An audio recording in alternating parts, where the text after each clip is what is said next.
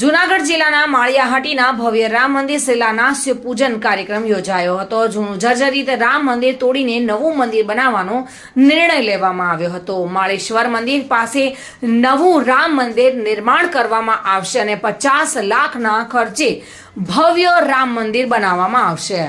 શાસ્ત્રોક્ત વિધિ અનુસાર શિલાન્યાસ પૂજા અર્ચન કરવામાં આવ્યું હતું। મહાનુભાવો દ્વારા શિલાન્યાસ પૂજન કરાયું હતું અને ધર્મપ્રેમી જનતાએ ઉમંગભેર ઉપસ્થિત રહીને પ્રસંગને ઉજવ્યો હતો। આ મંદિરના મુખ્ય દાતા હરુજીલુ સિસોદિયા બન્યા છે અને દાતાઓએ ઉદાર હાથે ભેટ આપવા માટે અનુરોધ પણ કર્યો છે।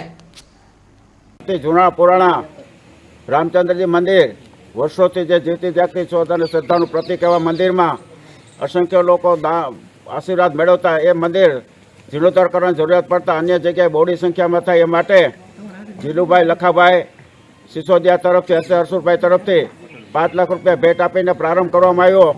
એ પ્રારંભના રૂપે આજે શિલાપૂજન વિધિ બહોળી સંખ્યામાં સર્વે જ્ઞાતિજનો સર્વે આગેવાનોની ઉપસ્થિતિમાં કરવામાં આવી અને આ મંદિર વહેલામાં વહેલી તકે નિર્માણ થાય, કારણ કે 50 લાખ રૂપિયા જેવો ખર્ચો છે અને જે દાતાઓ અત્યારે બહોળી સંખ્યામાં હજુ પણ જરૂરિયાત છે।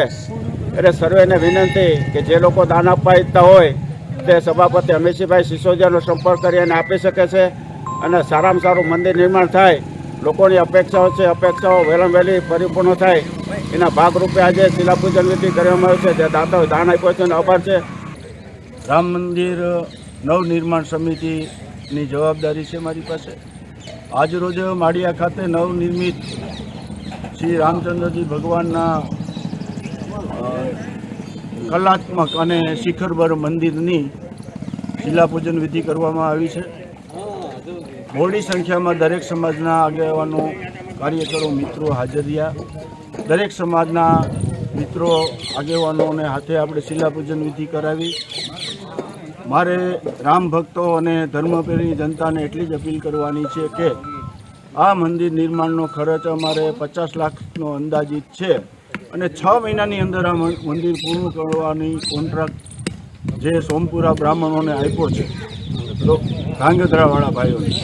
તો મારી દરેક જનતાને અપીલ છે કે આમાં ખુલ્લે મને સામેથી જ ફંડ ફાળો લખાવવા આવે અને અમે પણ નીકળવાના છે ફંડ લેવા ગામમાં।